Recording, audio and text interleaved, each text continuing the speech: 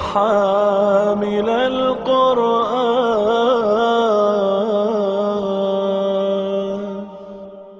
اعوذ باللہ من الشیطان الرجیم. بسم اللہ الرحمن الرحیم. ولا تقتلوا اولادکم خشیۃ املاق نحن نرزقهم وإياكم ان قتلهم كان خطأ كبيرا ولا تقربوا الزنا انه كان فاحشة وساء سبيلا.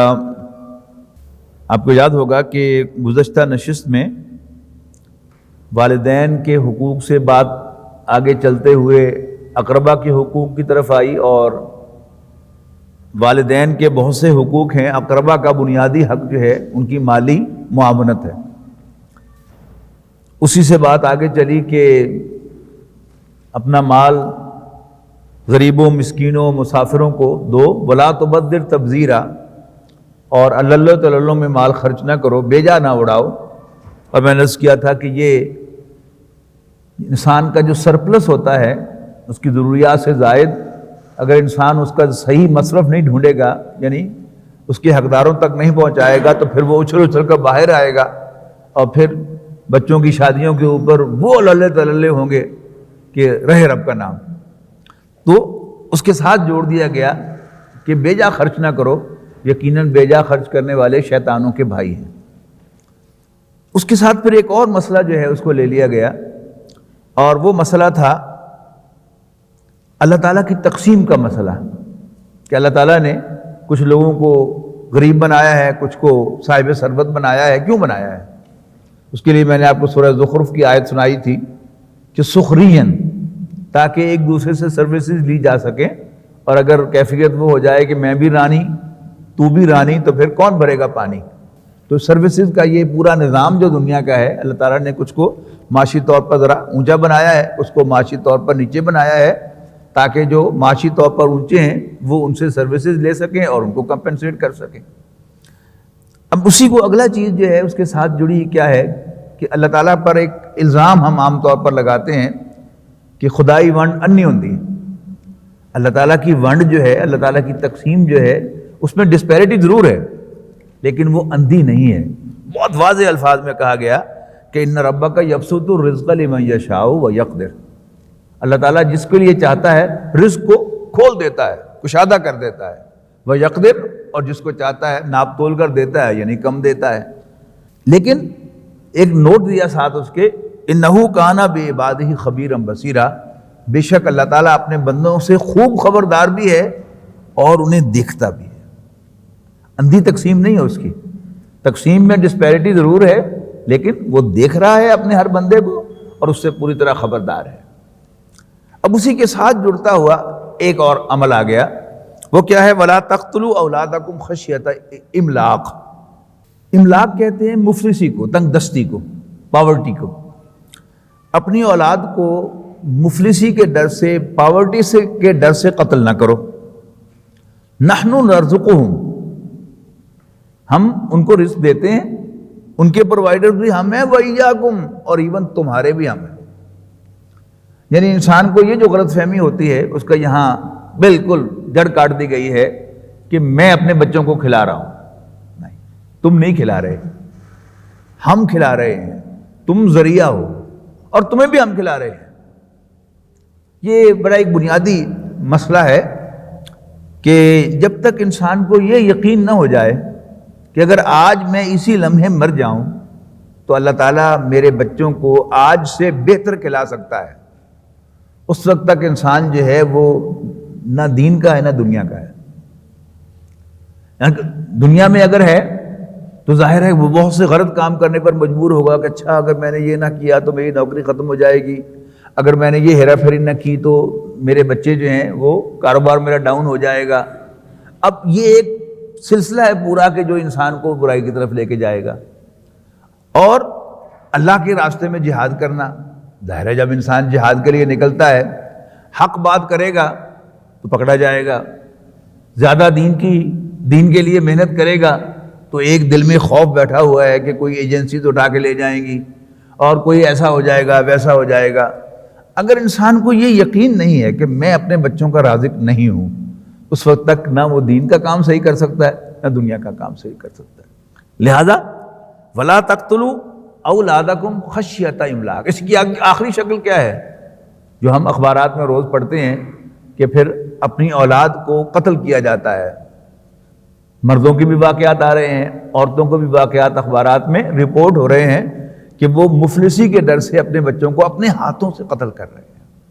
ورنہ یہ کوئی چھوٹی بات نہیں ہے، یعنی کسی دوسرے کو قتل کرنا اس کے لیے بھی بڑی ہمت چاہیے، اور اپنی اولاد کو اپنے ہاتھوں قتل کرنا، یہ انسان جب انتہائی مجبور محسوس کرتا ہے تو وہ قتل کرتا ہے. اصل نقص کہاں ہے؟ وہ یہ سمجھتا ہے کہ یہ ساری ذمہ داری مجھی پر ہے. اگر وہ اللہ کے کام میں لگا رہے گا اور اللہ تعالیٰ کے حکموں کے مطابق چلتا رہے گا تو اللہ تعالیٰ اس کے بچوں کا کیا بندوبست کرے گا، یہ اس پر چھوڑ دینا چاہیے. اللہ تعالیٰ اس پر قادر ہے، جیسا کہ میں نے ابھی عرض کیا کہ وہ میرے مرنے کے بعد میرے بچوں کو آج سے بہتر کھلا سکے. آج سے بہتر کیوں کہہ رہا ہے؟ آج بھی وہی کھلا رہا ہے، لیکن میں سمجھ رہا ہوں کہ میں کھلا رہا ہوں تو اللہ تعالیٰ آج سے بہتر ان کو معاشی طور پر خوشحال کر سکتا ہے. نحن نرزقهم وإياكم، ہم ان کے بھی رازق ہیں اور خود تمہارے بھی رازق ہم ہیں. ان قتلهم كان خطأ كبيرا، یقیناً ان کا قتل کرنا بہت بڑی خطا ہے. اب اسی کے ضمن میں یہ فیملی پلاننگ جو ہے اس کو معاش کے ساتھ جوڑنا، یعنی ایک ہے کہ کسی عورت کی کوئی میڈیکل پرابلم ہے جس کی وجہ سے ڈاکٹر جو ہے کہتے ہیں کہ اب جی اب اس سے زیادہ بچے اگر آپ کریں گے تو وہ جان کو خطرہ ہے، وہ اور بات ہے. لیکن اگر پلان کیا جائے کہ اچھا اتنی میری تنخواہ ہے، اتنے میرے بچے ہیں، یا ہمارے ملک کے وسائل جو ہیں ان کی کیلکولیشن جو ہے اس کے اعتبار سے اتنے کھا رہے ہیں، اور اگر پاپولیشن اتنی بڑھ جائے گی تو کیا ہوگا، یہ سب وہ چیزیں ہیں کہ جو اس کی روح کے خلاف ہیں. اس کے بعد اس کے ساتھ جڑی ایک اور چیز ہے کہ جب فیملی پلاننگ آ جائے گی تو پھر فیملی پلاننگ کے ساتھ جو ہے وہ ایسے میئر جو ہیں وہ پروموٹ ہوں گے کہ جن سے پریگنینسی کو اوائڈ کیا جا سکے. اور جب ایسے میئر لیے جائیں گے تو پھر ایک راستہ اور کھل جائے گا، اور وہ کیا ہے، وہ بدکاری کا راستہ ہے. اس لیے کہ عورت کو پریگنینسی کے ڈر سے وہ خود بخود اپنے آپ کو بچاتی ہے کہ کوئی اور مرد میرے کانٹیکٹ میں نہ آئے کہ اگر میں پریگننٹ ہو گئی تو میں پکڑی جاؤں گی. لیکن اگر اس کو یہ یقین دہانی ہو جائے گی کہ نہیں پریگنینسی کا کوئی چانس نہیں ہے تو پھر شیطان جو ہے وہ اس کو آمادہ کرے گا کہ کوئی نہیں، یو کین گو اہیڈ. اب لہذا اس کو اس کے ساتھ جوڑ دیا گیا ہے. دوسری بات اس آیت میں یہ فرمایا گیا کہ وَلَا تَقْرَبُوا الزِّنَا، زنا کے تو قریب بھی نہ جاؤ. إِنَّهُ كَانَ فَاحِشَةً، یقیناً وہ ایک بے حیائی کی بات ہے. وَسَاءَ سَبِيلًا، اور برا راستہ ہے. ہمیشہ سے بدکاری، زناکاری، زنا اس کو برا سمجھا گیا ہے، اور ہر ڈیسنٹ معاشرے کے اندر، ایون ان ڈیسنٹ معاشروں کے اندر بھی بہرحال وہ عورت یا وہ مرد کہ جو چیسٹٹی کی زندگی گزارتا ہے اس کو عزت کی نگاہ سے دیکھا جاتا ہے. سمجھے نا بات؟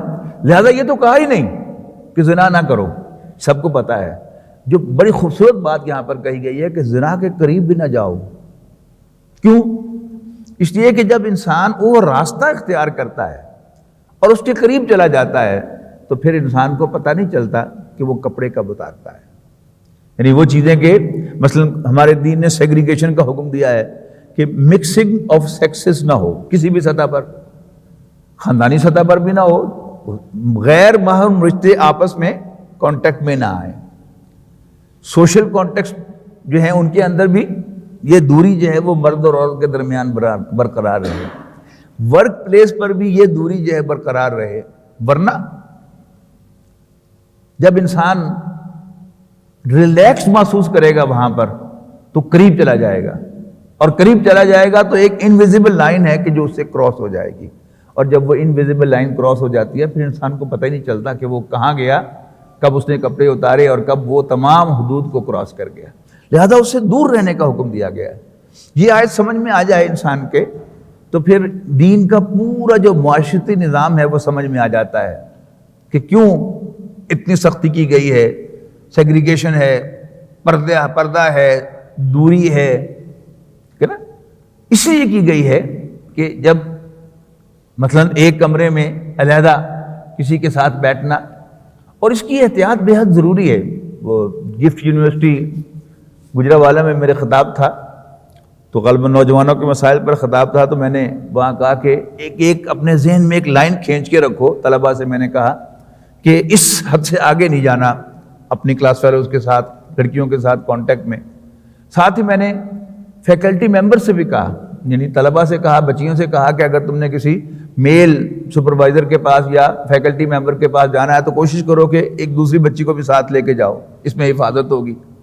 اور فیکلٹی ممبرز کو میں نے ایڈریس کر کے کہا کہ ظاہر ہے کہ اب طالبات آئیں گی آپ کے پاس گائیڈنس لینے کے لیے، یعنی آپ کے تھیسس کے لیے اور اپنی تعلیم کے لیے، تو اگر آپ کے پاس امکان ہے دروازہ کھلا رکھنے کا تو دروازہ کھلا رکھے، اللہ تعالیٰ بچائے گا۔ اور اگر اے سی چل رہا ہے اس کے اندر پھر دروازہ نہیں کھولا جا سکتا، تو اپنے کلرک کو، اپنے اسٹینوں کو آپ بلا لیں کسی بہانے سے اندر کہ ذرا آؤ یہ فلانا کاغذ لے کے آ جائے اندر، اس کو بیٹھو ذرا میں بچی سے بات کر لوں پھر تمہیں کہتا ہوں، اس سے حفاظت ہو جائے گی۔ تو بعد میں ایک فیکلٹی ممبر چائے پی رہے تھے، کہنے لگے ڈاکٹر صاحب یہ تسی کی گل کرتی ہے، سارے کول تو بندہ کوئی ہوئے بھی صحیح چاہ لینا سے بھیج دیتا ہے۔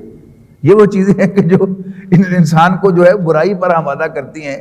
یعنی چاہیے کیا کہ انسان خود اس کو خطرہ محسوس کرے کہ اگر میں ایسا ماحول بناؤں گا جو مجھے اس برائی کی طرف لے کے جائے گا تو پھر میرے لیے اس برائی سے بچنا مشکل ہو جائے گا، لہذا میں ایسے ماحول کو اوائڈ کروں۔ اسی طرح میں نے وہاں بچوں سے کہا، میں نے کہا جی آپ کے پاس لیپ ٹاپ ہے، موبائل ہے، تو اس کا جو فیس ہے ایل سی ڈی کا وہ کوشش کریں کہ دروازے کی طرف ہو۔ اب دروازے کی طرف گھر میں بھی اگر بچے اس بات کا اہتمام کریں، بچے بھی بڑے بھی اس بات کا اہتمام کریں کہ وہ ایل سی ڈی کا رخ جو ہے وہ دروازے کی طرف کریں، تو ایک کھٹکا لگا رہے گا کہ کوئی، یعنی کوئی بڑا ہے اس کو یہ کھٹکا ہوگا کہ کوئی بچہ دیکھ لے گا تو میں کیا کروں گا، اور کوئی بچہ ہے تو اس کو یہ خطرہ رہنا چاہیے کہ کوئی ایک دم اوپر سے آ نہ جائے، تو اس سے بھی اللہ تعالیٰ اس کو بہت سی برائیوں سے بچا لے گا۔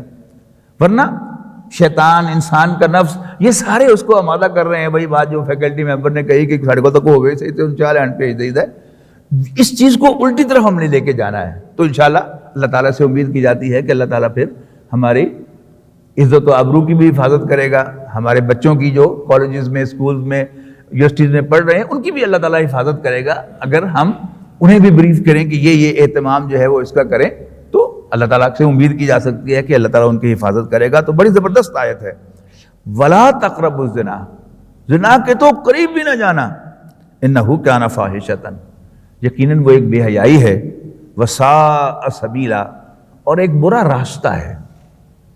عام طور پر ہم صرف سیکسول ایکٹ کو برا سمجھتے ہیں، لیکن اس کے سارے جو مقدمات ہیں، مقدمہ سمجھتے ہیں نا، اس سے پہلے آنے والی جو چیزیں ہیں جو لے کر اس طرف جاتی ہیں، ہم ان کو غلط نہیں سمجھتے۔ علیحدہ کسی کمرے میں کسی خاتون کے ساتھ بیٹھنا یہ ہمارے نزدیک کوئی برائی نہیں ہے۔ کلاس فیلوز کا اکٹھے جو ہے وہ کینٹین پہ بیٹھ کے گپ شپ لگانا ہم سمجھتے ہیں اس پہ کیا حرج ہے۔ اصل سمجھنے کی بات یہ ہے کہ یہی تو اصل حرج ہے۔ جب بات ایک حد سے آگے نکل جائے گی تو پھر تو انسان کے بس میں نہیں ہے، پھر کہنا ہی فضول ہے کہ یہ نہ کرو، پہلے روکا جائے، پہلے اہتمام کیا جائے، تو اس سے اللہ تعالیٰ پھر اس بری راہ کو اختیار کرنے سے ہمیں بچا لیتا ہے۔ اس کے بعد آیا جی، یعنی پہلے صرف مفلسی کی ڈر سے اپنی اولاد کو قتل کرنے کا ذکر تھا، اب بے حیائی کا ذکر آ گیا، اس کا سدباب ہو گیا، اور اب آ رہی ہے بات کہ وَلَا تَقْتُلُوا النَّفْسَ الَّتِي حَرَّمَ اللَّهُ إِلَّا بِالْحَقِّ، کسی بھی انڈیویجول کو، کسی بھی شخص کو، کسی بھی جان کو جس کو اللہ تعالیٰ نے محترم قرار دیا ہو۔ مراد کیا ہے کہ اللہ تعالیٰ نے کسی کی جان لینے کی اجازت دی ہے، کن کن صورتوں میں؟ اس نے قتل کیا ہو تو اس کے بدلے میں اس کا قصاص لے لیا جائے اس سے۔ کوئی کافر میدان جنگ کے اندر ایسے نہیں کافر چلا جا رہا تھا آپ اس کو قتل کر دیں، اس کی اجازت نہیں ہے۔ جب وہ میدان جنگ میں آ جائے آپ کو قتل کرنے کے لیے تو آپ بھی اس کو قتل کر سکتے ہیں۔ اسی طرح کوئی مرتد ہو جائے، یعنی دائرہ اسلام میں شامل ہو کر اور پھر اسلام کو چھوڑے، وہاں بھی انڈیویجول کو اجازت نہیں ہے کہ وہ اس کو قتل کرے، اسلامی ریاست جو ہے وہ اس کی جان لے سکتی ہے۔ اور چوتھا، شادی شدہ مرد یا عورت اگر زنا کا ارتکاب کرے تو بھی اسلامی ریاست جو ہے اس کے خلاف حد نافذ کر سکتی ہے، اس کو سنسار کر کے مار سکتی ہے، پتھر مار مار کے۔ یہ 4 صورتیں ہیں جو حق ہیں، باقی سب کیا ہے؟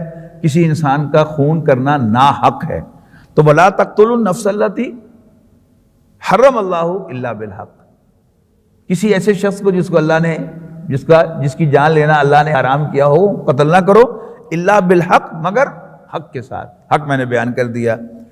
وَمَنْ قُتِلَ مَظْلُومًا، اور جو کوئی آؤٹ آف انجسٹس، ظلم کے ساتھ قتل کیا جائے، فَقَدْ جَعَلْنَا لِوَلِيِّهِ سُلْطَانًا، تو ہم نے اس کے ولی کو ایک اتھارٹی دی ہے۔ یہ اسلام کی بڑی خاص بات ہے۔ جو مغربی قانون ہے اس کے مطابق یہ دونوں ایکٹس جو ہیں وہ ایک دوسرے کے اسلام کے مخالف ہیں۔ مغربی قانون کے مطابق زنا جو ہے یہ ایک پرسنل آفینس ہے، اور قتل جو ہے یہ آفینس اگینسٹ دا اسٹیٹ ہے۔ اس کا نتیجہ کیا نکلتا ہے کہ اگر کوئی باہمی رضامندی سے عمل کیا جائے زنا کا تو وہ جرم نہیں رہتا، اس لیے کہ یہ پرسنل آفینس ہے۔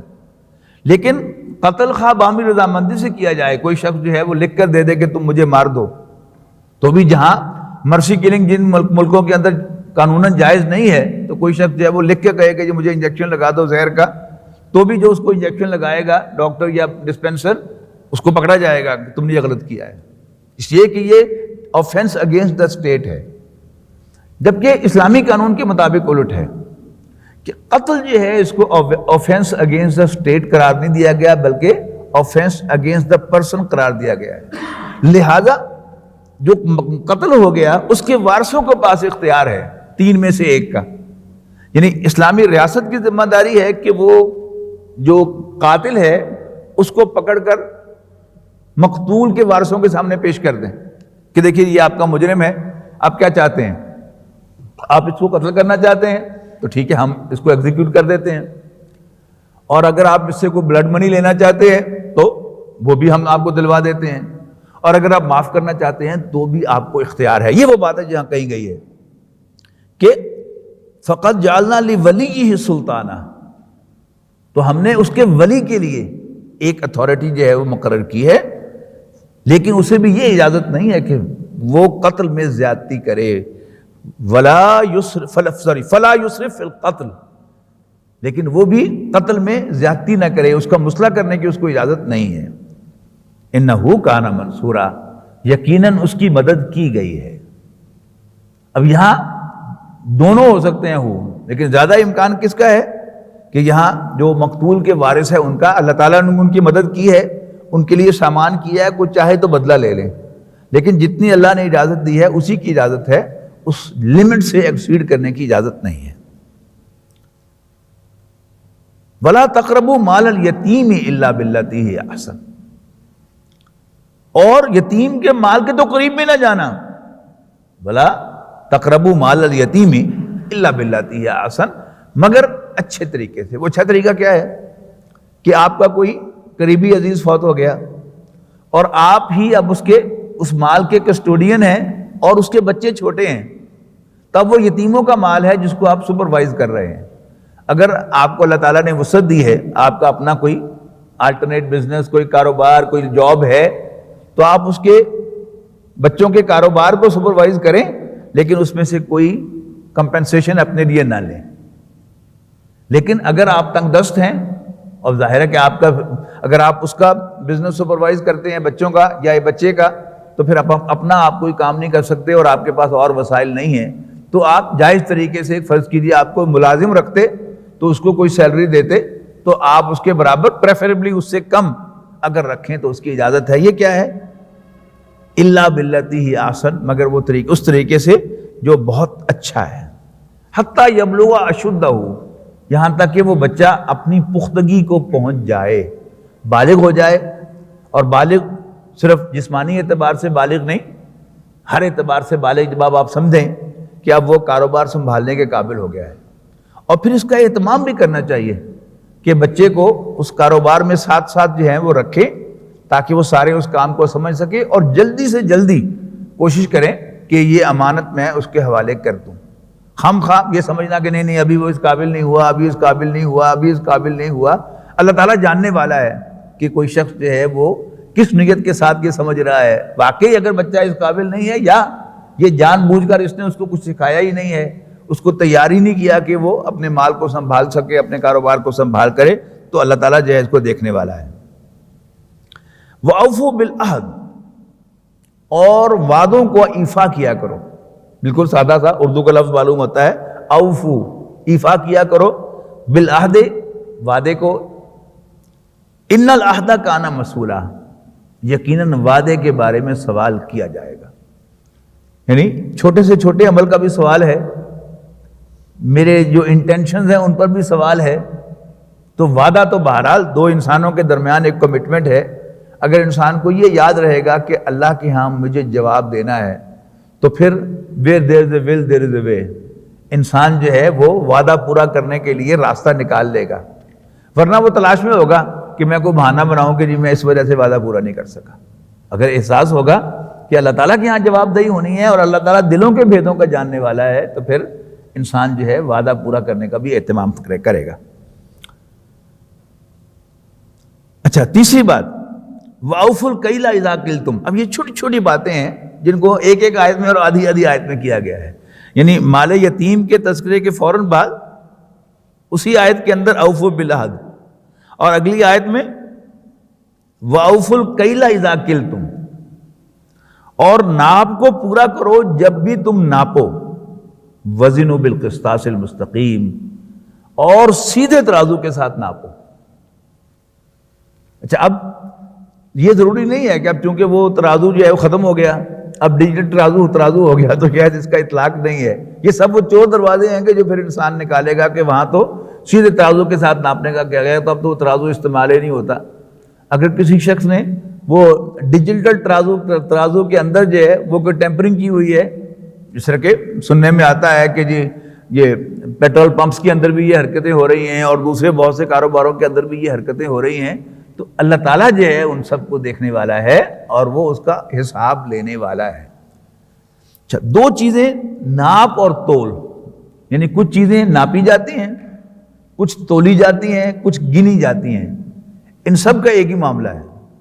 مثلا کیلے اور مالٹے یہ عام طور پر گنے جاتے ہیں، اور سبزیاں باقی پھل وہ تولے جاتے ہیں، کپڑا ناپا جاتا ہے، اور کوئی تار ہے وہ بھی ناپا جاتا ہے۔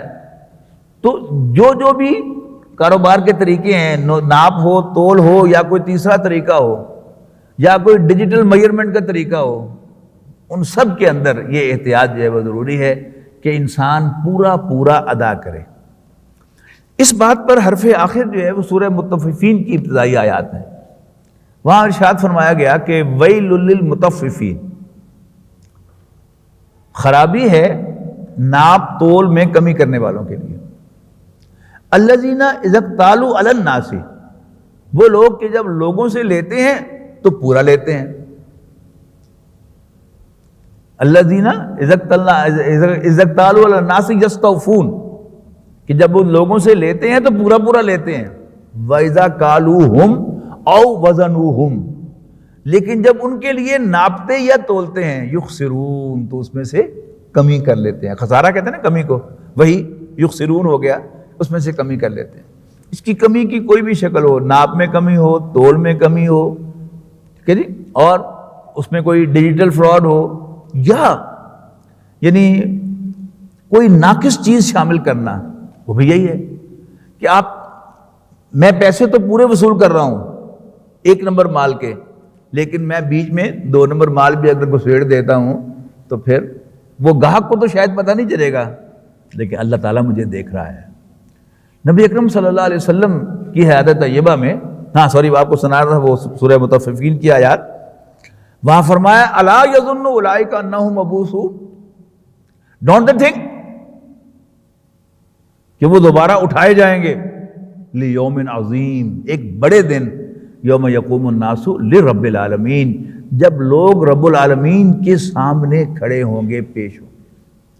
اگر انسان کو وہ پیشی یاد ہو تو پھر انسان ایسا نہیں کرتا۔ اور یہ انسان کا تھردلا پن ہے کہ انسان جو ہے وہ کرتا ہے، موسٹلی اللہ تعالیٰ الاؤ کرتا ہے کہ جو ہیرا پھیری کرے اللہ تعالیٰ اس کو کہتا ہے جاؤ دفعہ ہو جاؤ، لے لو، زیادہ مال کما لو، لیکن اس مال میں کبھی برکت نہیں ہوتی، اس مال میں کبھی بڑھوتری نہیں ہوتی۔ اللہ تعالیٰ کئی طریقوں سے وہ ضائع کرتا ہے، اس کے گھر میں بیماریاں آتی ہیں، اس کو طرح طرح کے ٹرموائلز آتے ہیں کہ جن میں سے اس کو گزرنا پڑتا ہے، اور یوں اس کا مال جو ہے برباد ہوتا ہے۔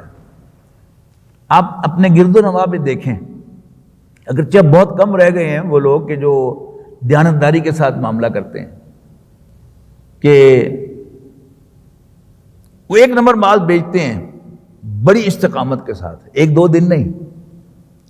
جو آدمی یہ سمجھ کے دیانتداری کرے گا کہ honesty is the best policy, میں ایک نمبر مال بیچوں گا تو میری ریپیوٹ بن جائے گی اور پھر سارے گاہک جو ہیں وہ پورے شہر کے پورے ملک کے میرے پاس آئیں گے، یہ تو کبھی نہیں ہوتا، یہ تھیوریٹیکل بات ہے۔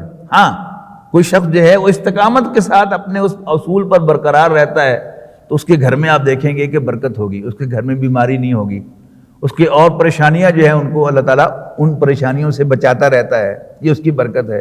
اور پھر ان دا لانگ رن جو ہے پھر اللہ تعالیٰ اس کے کاروبار کو چمکاتا بھی ہے، لیکن دیٹ ٹیکس ٹائم۔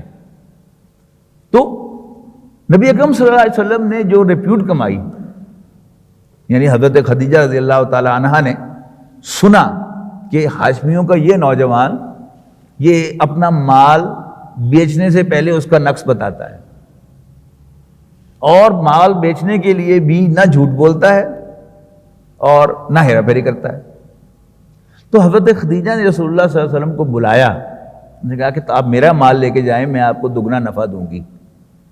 اور پھر نبی اکرم صلی اللہ علیہ وسلم وہ مال لے کے گئے، اپنا بھتیجا اور اپنا غلام انہوں نے ساتھ بھیجا آبزرو کرنے کے لیے، اس لیے کہ ان کا کچھ مائنڈ بن گیا تھا کہ میں ان سے شادی کروں۔ تو اپنے غلام کو بھتیجے کو ساتھ بھیجا آبزرو کرنے کے لیے۔ واپس آ کر پہلا کام تو یہ کیا رسول اللہ صلی اللہ علیہ وسلم نے حضرت خدیجہ کو پائی پائی کا حساب دیا۔ تو وہ جو ریپیوٹ سنی تھی کہ بہت کھرا آدمی ہے، بہت دیانتدار آدمی ہے، وہ پتہ چل گیا۔ اور ایک آدمی جو برسوں سے کاروبار کر رہا ہو، اس کو پتہ ہوتا ہے اپنے امپلائیز کا، اپنے کام کرنے والوں کا کہ وہ کہاں بیٹھے ہیں۔ سم ٹائم اس کی مجبوری ہوتی ہے کہ وہ اس کا نوٹس نہیں لیتا، لیکن ٹالریٹ کرتا ہے، حساب لگا لیتا ہے، چلو اتنا اس نے کھایا ہوگا اور اس نے اس کے اگینسٹ مجھے اتنا نفع بھی پہنچایا ہے، وہ ٹالریٹ کرتا ہے۔ تو حضرت خدیجہ چونکہ پہلے سے یہ کام کرتی تھی بہت، تو حضرت رسول اللہ صلی اللہ علیہ وسلم نے پائی پائی کا حساب دیا، اندازہ ہو گیا کہ بندہ کھرا ہے۔ اور پھر اپنے غلام میسرہ سے پوچھا کہ ہاں بھائی تمہاری کیا رپورٹ ہے؟ تو میسرہ نے کہا کہ میڈم وہ جو سنا تھا اس کے بارے میں کہ بڑا سچا اور دیانتدار ہے، وہ تو ہے ہی ہے، لیکن وہ تو اس شخص کا کچھ بھی نہیں ہے۔ اخلاق میں، کردار میں، ڈیلنگ میں، معاملہ فہمی میں، ڈیسیژن میکنگ میں، کاروبار ڈیسیژن میکنگ میں تو ہوتا ہے۔ آپ نے کس چیز کا کاروبار کرنا ہے، کہاں سے خریدنا ہے، کہاں سے بیچنا ہے، کب خریدنا ہے، کب بیچنا ہے، آپ کے یہ فیصلے صحیح ہوں تو آپ کا کاروبار چمکتا ہے۔ اس نے کہا کہ جی ڈیسیژن میکنگ میں، اخلاق میں، کردار میں جواب نہیں ہے اس آدمی کا۔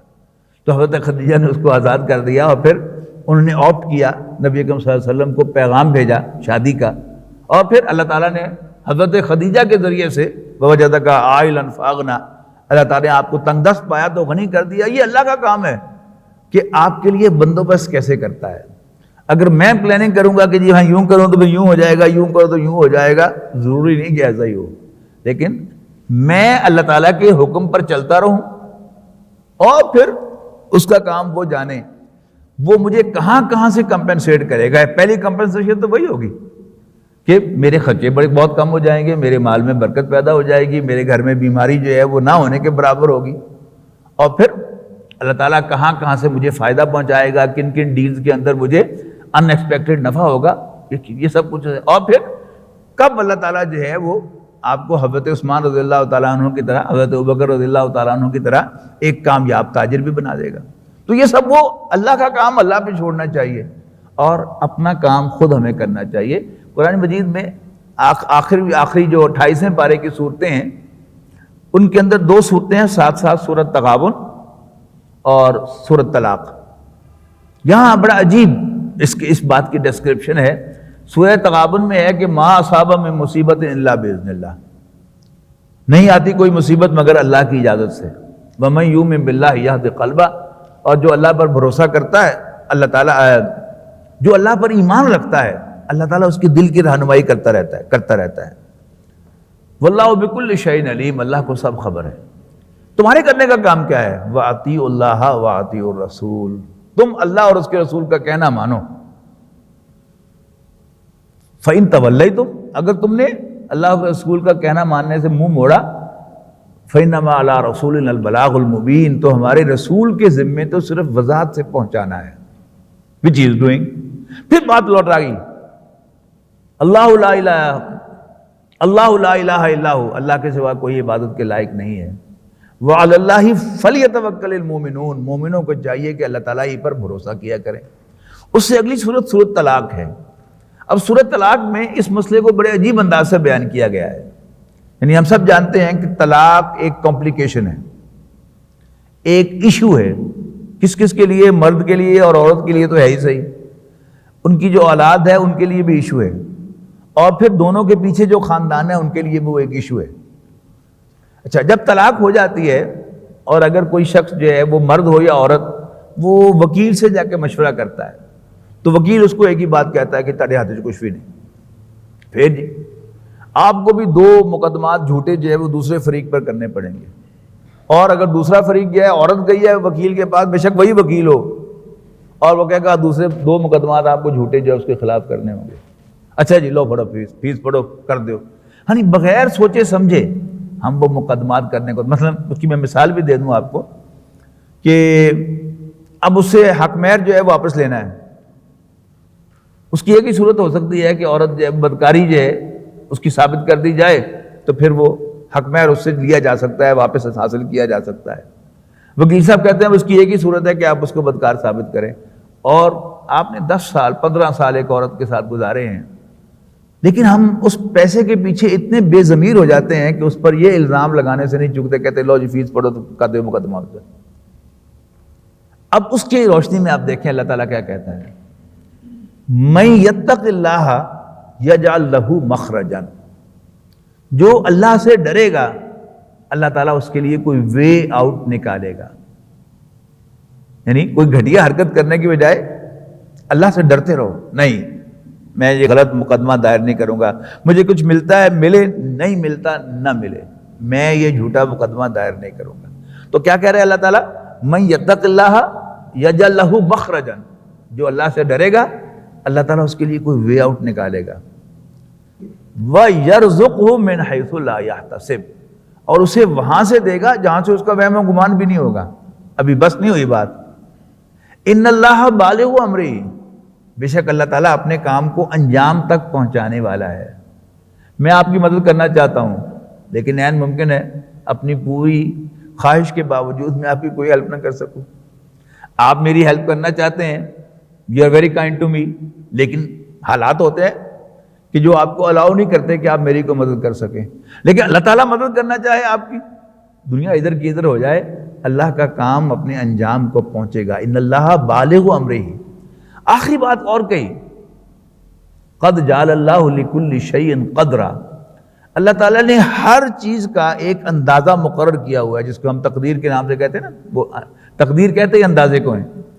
تو اللہ تعالیٰ نے ہر چیز پہلے سے طے کی ہوئی ہے، ایسا ہی ہونا تھا. یعنی جب انسان یہ سمجھتا ہے کہ ہو یہ حادثتاً ہو گیا، کاش ایسا نہ ہوتا تو پھر یہ ٹھیک ہو جاتا، وہ ہو جاتا، یہ ہو جاتا، یہ سارے قیافے انسان زبانی لگاتا رہتا ہے، اور یہ سب انسان کی ٹینشن میں اضافہ کرتے ہیں. سو گلاں دی کو گل کیا ہے، اللہ تعالیٰ نے ایسے ہی لکھا تھا اور یہ ہو کر رہنا تھا، ہو گیا، اور اللہ نے کیا تو ٹھیک ہی کیا ہے، یا اللہ تیرا شکر ہے. اب پھر جب ہم یہ انداز اختیار کریں گے اللہ تعالیٰ کے ساتھ تو پھر اللہ تعالیٰ بھی پھر دکھائے گا کہ ہاں میں ہوں موجود، زندہ ہوں، اور میں تیری ہیلپ کر سکتا ہوں، اور وہاں سے ہیلپ ہوگی ہماری جہاں سے میرا وہم و گمان بھی نہیں ہوگا. نہیں، بہت سے لوگ ایسے آپ میں سے بیٹھے ہوئے ہوں گے کہ جو کسی جاب سے ان کو ایک دم جو ہے وہ فارغ کر دیا گیا تو بالکل سڑک پہ آ کے بیٹھ گئے، لیکن اللہ نے اس سے بہتر جاب دے دی. ایک کاروبار میں کہیں نقصان ہوا، ان کی دیانتداری بظاہر اس کی وجہ سے وہ کمپیٹ نہیں کر سکے, کاروبار بند کرنا پڑ گیا. تو ایک دفعہ تو یہ محسوس ہوتا کہ ہو تو بہت برا ہوا, لیکن اللہ تعالیٰ پھر ایسا کوئی راستہ نکالتا ہے کہ جس سے پچھلی اگلی ساری کسر جو ہے وہ نکل جاتی ہے. تو وَأَوْفُوا الْكَيْلَ إِذَا كِلْتُمْ وَزِنُوا بِالْقِسْطَاسِ الْمُسْتَقِيمِ ذَلِكَ خَيْرٌ وَأَحْسَنُ تَأْوِيلًا. یہ بہتر بھی ہے اور انجام کے لحاظ سے بھی اچھا ہے, وہ جو بات میں نے ایکسپلین کر دی ہے. اس کے بعد ایک بڑی اہم بات اور کہی گئی ہے, وَلَا تَقْفُ مَا لَيْسَ لَكَ بِهِ عِلْمٌ. یہ تقفو جو ہے, اس کا جو اردو میں لفظ قریب ترین ہے وہ قافیہ ہے. وہ شاعری میں ہوتا ہے نا, ہم قافیہ ہم ردیف. تو قافیہ کیا ہوتا ہے؟ پیچھے آنے والا. تو لا تقفو, پیچھا نہ کر, پیچھے نہ چل, ما لیس لک بہ علم, اس کا جس کا تمہارے پاس علم نہ ہو. اب علم دو طرح کے ہیں, ایک ہے علم حواس کا علم, جو فیکٹس اینڈ فگرز آپ کے سامنے ہیں ان کے مطابق چلنا, یا انسان کی عقل جس کے لیے آپ کے پاس دلیل ہو اس کے ساتھ چلنا. یہ تو ایک علم ہو گیا انسان کا, بلکہ یہاں دو لگا لیں تو تیسرا فلم وہ ہوگا وہی کا علم. یہ تو ہیں علوم, سرٹیفائڈ علوم. باقی اوکلٹ جو ہوتے ہیں, سائنسز ہوتی ہیں, یا اوکلٹ تھاٹس ہوتے ہیں انسان کے, وہم لینا کہ اچھا پرندہ یوں اڑ گیا تو اس کا مطلب یہ ہے, کہ میرا پاؤں یوں پڑ گیا تو اس کا مطلب یہ ہے. یہ سب کیا ہیں؟ ان کے دین کے ساتھ کوئی چیز ملتی نہیں ہے. تو لا تقفو, مت پیچھے چل اس کے, ما لیس لک بہ علم, جس کے لیے تمہارے پاس کوئی علم نہیں ہے. ان السمع والبصر والفؤاد, یقیناً کان کا سنا یعنی کان, بصر آنکھ یعنی کان کا سنا آنکھ کا دیکھا, یہ فزیکل نالج ہو گیا. والفؤاد, ان کی بنیاد پر انسان کیلکولیٹ کرتا ہے, تھنک کرتا ہے, سوچ بچار کرتا ہے. اور تیسرا, آپ کے دل میں کوئی بات یقین کے ساتھ اللہ تعالیٰ ڈالتا ہے بائی کنوکشن, اس پر تو عمل کرو, لیکن ایسے فضول چیزیں جو ہیں ان کے پیچھے نہ لگو. ان السمع والبصر والفؤاد کل اولئک کان عنہ مسئولا, ان سب کے بارے میں پوچھا جائے گا. کان کے سنے کے بارے میں پوچھا جائے گا, آنکھ کے دیکھے کے بارے میں پوچھا جائے گا, اور تمہارے دل میں اللہ تعالیٰ نے کیا کیا باتیں ڈالی تھیں. ضمیر جو انسان کو جھنجھوڑتا رہتا ہے اور انسان اس کو یوں کر کے جھٹتا رہتا ہے, ایسے کر کے جھٹنے نہیں, اور پھر الٹے راستے پر چلتا ہے, ان سب کی جواب دہی ہوگی. اللہ تعالیٰ ہمیں آسان حساب فرمائے ہمارا, اس لیے کہ ہم میں سے کوئی شخص اس سے بچا ہوا نہیں ہے, علم والا بھی, بے علم بھی, پڑھا لکھا بھی اور ان پڑھ بھی. اس کے بعد فرمایا وَلَا تَمْشِ فِي الْأَرْضِ مَرَحًا. اب یہ فنیشنگ ٹچز جو ہیں وہ آ رہی ہیں, زمین پر اکڑ کر نہ چل. اِنَّكَ لَن تَخْرِقَ الْأَرْضَ, یقیناً تو زمین کو پھاڑ نہیں دے گا. وَلَن تَبْلُغَ الْجِبَالَ طُولًا, اور نہ پہاڑ جتنا اونچا ہو جائے گا. یہ جو اکڑ کر چلنا ہے نا, ایک انسان کا نارمل کھڑے ہوئے قد اتنا ہے, وہ اونچی ہیل پہن کر یا گردن یوں کر کے اپنا قد بڑھانا چاہتا ہے. یعنی یہ تو لفظی اعتبار سے میں نے ایکسپلین کیا نا, اس کو ہر اعتبار سے دیکھیں کہ اپنی حیثیت سے بڑھ کر اپنے آپ کو دکھانا. تو زمین پر اکڑ کر نہ چل, یعنی زمین پر چلتے ہوئے یہ محسوس کرنا کہ میں بڑا ہوں اور میں بڑا دکھوں. اب اس کی بہت سی صورتیں ہو سکتی ہیں کہ انسان جو ہے وہ صرف لوگوں کو دکھانے کے لیے کہ میں بہت امیر آدمی ہوں, بڑی مہنگی گاڑی لے کے نکلتا ہے روب ڈالنے کے لیے. وہ ایسا لباس پہن کے نکلتا ہے کہ جس سے اندازہ ہو کہ وہ بہت بڑا آدمی ہے. وہ شادی بیاہ کوئی تقریبات جو ہے ان کو ایسے طریقے سے کرتا ہے کہ جس سے اندازہ ہو کہ وہ بہت بڑی شے ہے. تو یہ سب اس کے اندر آ سکتے ہیں کہ زمین پر اکڑ کر نہ چل. چال جو ہے اس کے اندر بھی اللہ تعالیٰ نے بڑی اہمیت رکھی ہے اس کی, کہ جو انسان اکڑ کر چلتا ہے, یعنی بعض لوگ جو ہیں وہ, آپ نے نوٹ کیا ہوگا, بیوروکریٹس جو ہیں وہ ہمیشہ ہاتھ چھوڑ کر چلتے ہیں. میرا شک یہ ہے کہ شاید سول سروس اکیڈمی میں ان کو ٹریننگ دی جاتی ہے کہ ذرا ہاتھ جسم سے دور رکھ کے چلیں. یعنی آپ کھڑے ہو کے دیکھیں نا, اگر آپ نے سیدھے ہاتھ چھوڑے ہوئے تو آپ کے ہاتھ جسم کے ساتھ لگے ہوئے ہیں تو گویا آپ اتنی سپیس جو ہے وہ راستے کے لے رہے ہیں. لیکن اگر آپ ہاتھ یوں چھوڑ کے چلتے ہیں تو آپ جو ہیں وہ اپنے اصل سے بڑھا کر اپنے آپ کو دکھانا چاہتے ہیں. تو یہ بھی کیا ہے, یہ تکبر کا ایک جسچر ہے. اسی طرح یعنی یوں کر کے گردن کو اکڑا کر اپنے آپ کو ذرا بڑا دکھانا یا کوئی بھی شکل ہو تکبر کی، تکبر ان چیزوں میں سے ہے کہ جو اللہ کو انتہائی ناپسند ہے، اور غالباً یہ ان چیزوں میں سے ہے کہ جس کی معافی نہیں ہے کوئی۔ میں بڑے سے بڑا گناہ کر لوں اس کی معافی ہے، لیکن میں اکڑوں تکبر کروں اس کی معافی نہیں ہے۔ اللہ تعالیٰ تو پیاس اختیار تو ہے کہ کوئی شخص جو ہے وہ توبہ کر لے تو پچھلے اس کے سارے گناہ جو ہیں وہ معاف ہو جائیں، اللہ تعالیٰ کے پاس تو اختیار ہے، لیکن نارملی تکبر پر جو ہے اللہ تعالیٰ کا غضب بھڑکتا ہے۔ تو لا تمشی فی الارض مرحا، زمین پر اکڑ کر نہ چر، انک لن تخرق الارض، یقیناً تو زمین پھاڑ نہیں دے گا، ولن تبلغ الجبال طولا، یعنی میری زمین اتنی سخت ہے کہ تو جتنے مرضی زور سے ایڑی مار لو میری زمین کو پھاڑ نہیں سکتے، اپنی اوقات میں رہو۔ اور تم اونچی ٹوپی پہن کر، اونچی ہیل پہن کر اور اونچا ترا لگا کر کتنے اونچے ہو جاؤ گے؟ میرے پہاڑوں کی تو جڑ میں بھی نہیں پہنچتے تم، میں بہت بڑا ہوں، اپنی اوقات میں رہو۔ یعنی ان دونوں کے ساتھ اب یوں کہ نا اپنی اوقات میں رہو، تو یہ بڑی آسانی سے آیت سمجھ میں آ جاتی ہے۔ کلو ذالک کان سیئہ عند ربک مکروہا، یہ سب عادتوں کی برائی، یعنی ان تمام ایکٹس کی برائی، عند ربک مکروہا، تیرے رب کے نزدیک بہت ناپسندیدہ ہے۔ کراہت کہتے ہیں ناپسندیدگی کو۔ تو کلو ذالک کان سیئہ عند ربک مکروہا، ان تمام عادتوں کی برائی تیرے رب کے نزدیک بہت ناپسند ہے۔ ذالک مما اوحی الیک ربک من الحکمہ، اور یہ ان باتوں میں سے ہے، ان حکمت کی باتوں میں سے ہے کہ جو تیرا رب اے نبی صلی اللہ علیہ وسلم تمہاری طرف وحی کر رہا ہے۔ یہ پورا قرآن مجید حکمت ہے، اور ان میں حکمت کے موتی ہیں کہ جو ایک جگہ پر جمع کر دیے گئے ہیں۔ آپ نوٹ کریں کہ آج کے سبق میں چھوٹی چھوٹی کئی انسٹرکشنز ہیں کہ جو انسان کے حسن میں اضافہ کرتی ہیں۔ جھوٹ نہیں بولتا، وعدہ خلافی نہیں کرتا، ناپ تول میں کمی نہیں کرتا، اکڑ کر نہیں چلتا، یتیم کا مال نہیں کھاتا، چھوٹی چھوٹی باتیں ہیں، لیکن انسان کی شخصیت کو یہ نکھار دیتی ہیں اور اس شخص کو واقعتاً بڑا بنا دیتی ہیں۔ یعنی ان کے اگینسٹ کیا ہے؟ گھٹیا حرکتیں، ناپ تول میں کمی کرنا گھٹیا حرکت، ملاوٹ کرنا گھٹیا حرکت، یتیم کا مال ہڑپ کرنا گھٹیا حرکت، اور ایویں ہی اکڑ کے ٹرنا ہے کیا انسان؟ یعنی اس کی پھونک نکلتے میں دیر نہیں لگتی، یعنی اگلا لمحہ مجھے سانس آئے کہ نہیں آئے یہ تو میرے اختیار میں ہے نہیں، اکڑ کے نکل دی، اکڑتا کس بات پر ہوں؟ اپنی اوقات کو انسان پہچان لے تو پھر وہ کبھی نہیں اکڑے گا۔ اب دیکھیے یہ مقام بڑا مزیدار مقام ہے۔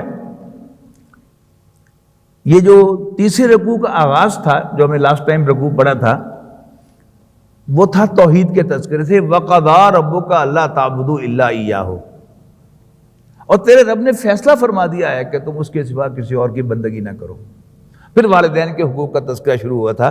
اب یہ ساری انسٹرکشنز اینڈ ہو رہی ہیں، اور پھر آخری انسٹرکشن بھی کیا ہے؟ وہ پھر توحید کی ہے۔ وَلَا تَجْعَلْ مَعَ اللَّهِ إِلَٰهًا آخَرَ، اور اللہ تعالیٰ کے ساتھ کسی اور کو خدا نہ بنانا، وردی آف ورشپ نہ سمجھنا۔ فَتُلْقَىٰ فِي جَهَنَّمَ مَلُومًا مَدْحُورًا،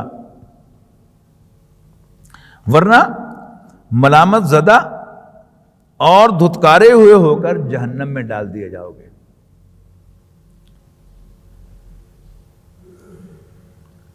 أَفَأَصْفَاكُمْ رَبُّكُمْ بِالْبَنِينَ، آپ کو معلوم ہوگا کہ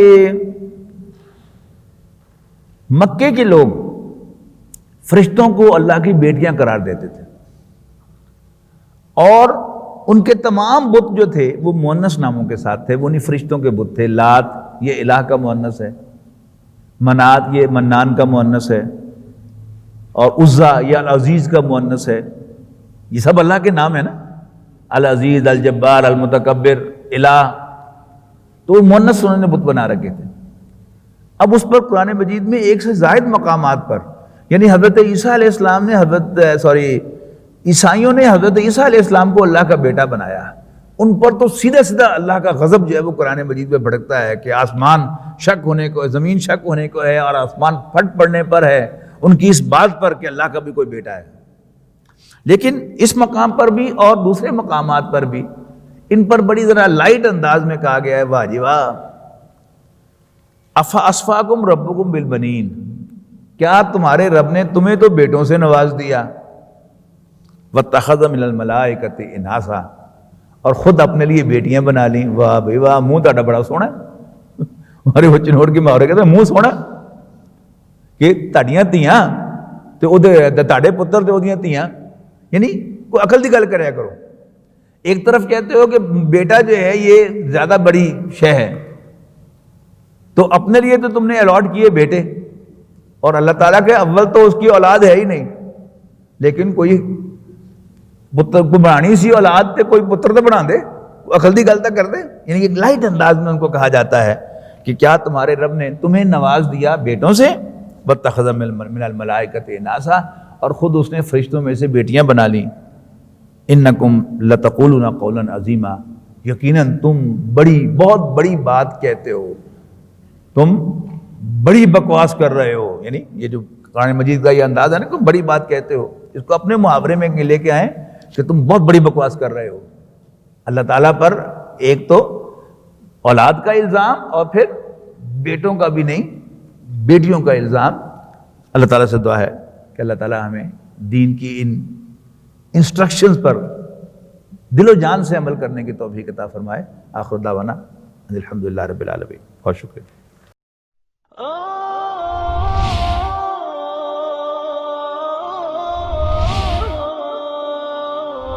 يا حامل القرآن